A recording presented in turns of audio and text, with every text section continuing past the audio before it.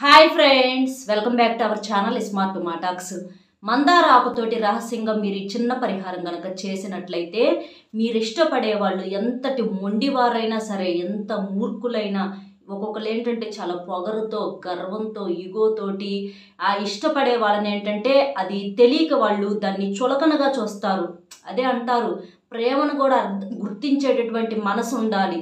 వాళ్ళకి ఏంటంటే ఆ ప్రేమని ఇన్నాళ్ళ నుంచి వాళ్ళ మీద అలా ఎవరు చూపించేవాళ్ళు లేక, ఆ ప్రేమ అనేది వాళ్ళకి అర్థం కాక ఏంటంటే వీళ్ళు ఇంత ప్రేమను చూపిస్తుంటే వాళ్ళకి అదేంటంటే ఒక చులకనగా, ఒక అలుసుగా కనిపించింది అనమాట. ఎందుకంటే వాళ్ళ జీవితంలో వాళ్ళ మీద ఎవరు ఇంత ప్రేమను కురిపించలా.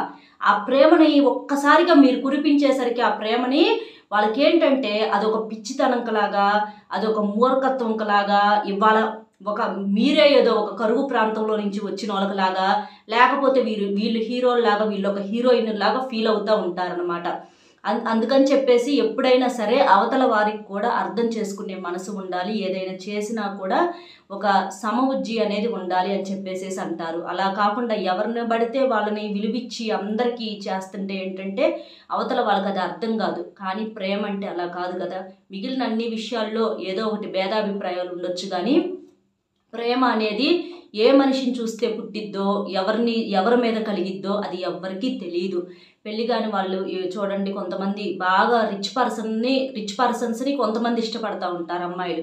కొంతమంది ఏంటంటే మరీ పూర్గా ఉండే వాళ్ళని, అమ్మాయిలు అవ్వచ్చు, అబ్బాయిలు అవ్వచ్చు, కొంతమంది అసలు ఏమీ లేని వాళ్ళని ఇష్టపడతా ఉంటారు. ఎందుకంటే అది ఎవరికి మనసుకి ఎవరు నచ్చుతారో, ఎవరి కళ్ళకి ఎవరు నచ్చుతారో అది ఎవ్వరికీ తెలియదు. కాబట్టి ప్రేమను గుడ్డిది అని కూడా చాలా మంది మహానుభావులు చెప్తూ ఉంటారు. అలాంటి ప్రేమలో ఉన్నప్పుడు ఏంటంటే వాళ్ళకి ఇక వాళ్ళు తప్ప, ఆ ప్రేమించే వాళ్ళు తప్ప ఎవ్వరూ కూడా కనిపించరు. వాళ్ళు సంతోషంగా మాట్లాడుతూ ఉంటుంటే వీళ్ళు కూడా చాలా సంతోషంగా ఉంటారు, ప్రపంచాన్ని మర్చిపోయి. వాళ్ళు పట్టించుకోనప్పుడు ఏంటంటే వీళ్ళకి ఇక జీవితంలో అన్నీ కోల్పోయినటువంటి ఒక ఫీలింగు, అంతా శూన్యంలాగా అట్లా కనిపించి చాలా చాలా బాధపడతా ఉంటారు. కానీ ఎప్పుడైనా సరే ఒకటి గుర్తుంచుకోండి, జీవితం అంటే అన్నీ పట్టుకోవటమే కాదు, ఒక్కొక్కసారి వదిలేయాల్సిన పరిస్థితి వచ్చినప్పుడు వదిలేయటం కూడా గొప్పేనమాట. పట్టుకోవటానికే కాదు, వదిలేయటానికి కూడా దమ్ము ఉండాలి. ఇష్టపడే వాళ్ళని ఖచ్చితంగా మనం, కావాలనుకున్న వాళ్ళు ఖచ్చితంగా మనం తెచ్చుకుంటాం దారిలోకి. కానీ అసలు అవతల వాళ్ళు మనసే లేని వాళ్ళు, మిమ్మల్ని ప్రేమించినట్లుగా 10 మందిని ప్రేమించే వాళ్ళు, ఇట్లాంటి వాళ్ళు అయితే దేనికి చెప్పండి, మీరు ఒకసారి ఆలోచించండి. కాబట్టి అలాంటి వాళ్ళని మీరు గమనించాలి, మీరు గుర్తించాలి. కొంతమంది అంటూ ఉంటారు, అక్క అమ్మాయి వేరే అబ్బాయితో మాట్లాడుతుంది అయినా కూడా నాకు ఆ అమ్మాయే కావాలి అని అంటే ఎలా అంటున్నారు మీరు ఆ మాట? అసలు మీకేమన్నా అర్థమవుతుందా మీరు ఏమడుగుతున్నారో? కొంతమంది అమ్మాయిలు కూడా అంతే, ఆ అబ్బాయి వేరే అమ్మాయితో మాట్లాడుతున్నాడు, అది తెలిసినా కూడా నాకు ఆ అబ్బాయే కావాలి అని అంటే, అలాంటి మనుషుల్ని ఇంతమందితో మాట్లాడే వాళ్ళకు ప్రేమ అంటే అసలు అర్థం తెలుసా? వాళ్ళు ఏంటంటే ఇక అట్లా ఎంతమందితోనైనా అలా మాట్లాడుకుంటూ వెళ్తూ ఉంటారు. వాళ్ళు మనసు లేని మనుషులు. అలాంటి వాళ్ళతో మీరు లైఫ్లో సంతోషంగా ఉండగలుగుతారా? కాబట్టి కొన్ని మంచి చెడులు అది అర్థం చేసుకోవాలి. అందుకే నేను మీకు ఇంత చెప్పటం అనేది జరుగుతుంది. కానీ కొంతమంది సిన్సియర్గా ఉండే వాళ్ళు ఉంటారు. అలాంటి వాళ్ళని దారిలోకి తీసుకొచ్చుకోవడానికి భార్యాభర్తల కోసమైనా, డబ్బు కోసమైనా ఈ మందార ఆకు పరిహారం అనేది బ్రహ్మాండమైనటువంటి రిజల్ట్ అనేది ఇచ్చిద్ది అనమాట. మందార చెట్టు అంటే అందరికీ తెలిసినటువంటి విషయమే. సాక్షాత్తు మనకు దేవతా వృక్షము. మందార చెట్లు మనకు పల్లెటూరుల్లో అయితే ప్రతి ఇంటింటికి ఒక చెట్టు ఉండేది. చక్కగా మందార పూలు ఎరుపు రంగులో చక్కగా పెద్ద పెద్ద పూలు ఇట్లా కాసి అసలు ఎంత బాగుంటాయో, ఆ పూలు పూసి చాలా అందంగా ఉంటాయి. అలాంటి పూలతో చక్కగా పూజ చేసుకుంటే ఎంత పుణ్యమో. ఇట్లాంటి సమస్యలు ఏమన్నా ఉన్నా కూడా అసలు రాకుండానే ఉంటాయి, చాలా సంతోషంగా ఉండగలుగుతాము. అట్లా మందార పూలతో కనీసం ఒక్క పువ్వుతోనైనా సరే, మందార పువ్వును రోజు పూజ చేసేటప్పుడు కనుక మీరు పెడితే మీరు మట్టిని పట్టుకున్నా కూడా బంగారం అవుతుంది. అంత బాగా డబ్బు పరంగా కూడా కలిసి వస్తుంది. ఇలాంటి సమస్యలు ఇట్లా మొండిగా వేధించడం, ఈ భార్యాభర్తల మధ్య గొడవలు, ఇలాంటివన్నీ కూడా క్లియర్ అయిపోతాయి అనమాట. చాలా మంచిది. మందార చెట్లు మీరు ఒకవేళ లేకపోతే మీ ఇంట్లో ఇప్పటికైనా తెచ్చి పెంచుకోండి. మందార చెట్టు ఇంట్లో ఉంటే ఆ ఇంటికి బాగా కలిసి వచ్చిద్ది. సమస్యలు ఏమన్నా ఉన్నా పోతాయి. మీకు ఇంకా అసలు బాగా సంతోషంగా ఉంటుంది. చాలా చాలా మంచిది. మందార చెట్టు మళ్ళీ ఆరోగ్య ప్రయోజనాలు అంటే జుట్టు పెరుగుదలకు కానీ ఇట్లాంటి కొన్నిటికి కూడా చాలా ఉపయోగపడతాయి. కాబట్టి మందార చెట్టు అన్ని రకాలుగా మంచిది. ముఖ్యంగా మందార చెట్టు ఏ ఇంట్లో ఉంటే ఆ ఇంట్లో మనకి లక్ష్మీదేవి స్థిర నివాసం ఉన్నట్లే. ఇట్లా చాలా రకాల ప్రయోజనాలు ఉన్నాయి. కాబట్టి మందార ఆకుతో పరిహారం కూడా చాలా మంచి రిజల్ట్ అనేది మనకి ఇచ్చిద్ది అనమాట. మందార ఆకు అని చెప్పేసి, అది మనకేంటంటే ప్రకృతి నుంచి లభించింది, దానికి ఏంటంటే కొన్ని శక్తులు ఉంటాయి అని చెప్పేసి ఆ ఆకుతో పరిహారం చేసేటప్పుడు మనకి అద్భుతమైనటువంటి రిజల్ట్ అనేది వచ్చింది. కాబట్టి మందార పువ్వుకే కాదు, మందార ఆకు కూడా చాలా విలువ అనేది ఉంది. కాబట్టి మందార ఆకుతో ఈ పరిహారం ఎలా చేయాలి అనేది మనం ఇప్పుడు క్లియర్గా చూద్దాము. ఒక్కసారి ఈ విషయం వినండి. ఎందుకనంటే కొంతమంది మొండి సమస్యలతో ఇబ్బంది పడేవాళ్ళు, అక్క మీకు తెలిసిన గురువుగారు ఎవరన్నా ఉంటే చెప్పమని చెప్పేసి అడుగుతున్నారు. వాళ్ళ కోసం ఒక్కసారి ఇది వినండి. ఎందుకంటే ఈ గురువుగారు చాలా నమ్మకమైన వారు. కొన్ని సమస్యలు ఇంకా మీకు ఏదైనా ఉంటే ఈ గురువుగారికి ఒక్కసారి కాల్ చేస్తే ఆ గురువుగారు అంటే మీకు చెప్పినట్లుగా చేయటం వల్ల ఆ సమస్య నుంచి బయటపడే అవకాశం అనేది ఉంటుంది. భార్యాభర్తల మధ్య గొడవలు అవ్వచ్చు, ప్రేమ సమస్యలు, కొంతమందికి డబ్బుకు సంబంధించిన సమస్యలు, అప్పుల సమస్యలు, రాజకీయం గురించి కానీ ఇట్లా పిల్లలు చెప్పిన మాట వినకపోవటం, ఏదైనా చెడు ప్రయోగాలు, నాగదోషాలు, సర్పదోషాలు, ఎవరన్నా మీ మీద కానీ మీ ఇంటి మీద కానీ చెడు ప్రయోగాలు చేశారని చెప్పేసి అట్లా అలాంటి ఫీలింగ్ ఏదన్నా ఉన్నా, ఎలాంటి సమస్యలు ఉన్నా సరే మీరు ఈ గురువు గారికి కనుక ఒక్కసారి ఫోన్ చేస్తే మీరు దూరంగా ఉన్నా మీకు ఫోన్లోనే సమస్యకు పరిష్కారం అనేది దొరుకుతుంది. గురువుగారు చాలా నమ్మకమైన వారు. మీరు మంచి చెడు కాస్త నిదానంగా మీరు మాట్లాడుకొని మీ సమస్యను చెప్పినట్లయితే మీకు సమస్యకు పరిష్కారం అనేది ఖచ్చితంగా జరుగుతుంది. మేము కూడా కొన్ని సమస్యలు గురువుగారి దగ్గర నుంచి పరిష్కారం అనేది పొందామండి. గురువుగారు చాలా చాలా మంచివారు. అసలు అంటే కొంతమంది ఏంటంటే డబ్బు పరంగా ఎక్కువగా మాట్లాడుతూ ఉంటారు. అలా కాకుండా గురువుగారితో మీరు నిదానంగా మాట్లాడితే సమస్యలకు పరిష్కారం అనేది దొరుకుతుంది. కాబట్టి ఒక్కసారి నమ్మకంతో కాల్ చేయండి. మళ్ళీ మీరే కావాలని చెప్పేసి కాల్ చేయటం అనేది జరిగింది. ఇక ఈ పరిహారం విషయానికి వచ్చేటప్పటికి మీరేం చేస్తారంటే మీ ఇంటి దగ్గర ఉన్నటువంటి మందార చెట్టు అయినా పర్వాలా, లేకపోతే ఎక్కడన్నా పక్కన ఉన్నా సరే మందార ఆకును ఒకదాన్ని మంచి పెద్దగా ఉన్నటువంటి ఒక ఫ్రెష్ ఆకును తీసుకొచ్చుకోండి. ఆ ఆకును శుభ్రంగా క్లీన్ చేయండి. ఆకును కోసుకునేటప్పుడు చెట్టు దగ్గర నుంచి కోసేటప్పుడు మీరు చెప్పుకోండి, మేము అనుకున్నటువంటి కోరిక తీరాలి, మా సమస్య పోవాలని చెప్పేసి మందార చెట్టును కూడా తాకి దండం పెట్టేసుకొని ఆ ఆకును కోయండి. అలా కోసేసి మీరు శుభ్రంగా స్నానం చేయాలి. స్నానం చేసిన తర్వాత మాత్రమే మందార ఆకును కొయ్యాలి. స్నానం చేయక ముందర కొయ్యకూడదు.